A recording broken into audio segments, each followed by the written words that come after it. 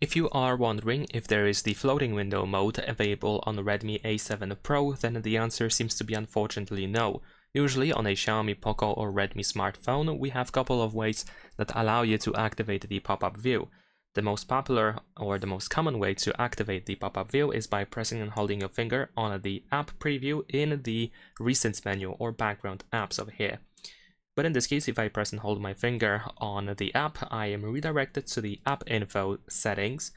So unfortunately, this one doesn't work. And you can also try to tap on the app name or app icon that we have above the preview. But in this case, we are also redirected to the app info. In addition to that, if we open settings and choose additional settings, if there is the floating window mode available on the phone, then you can find it in this special features option.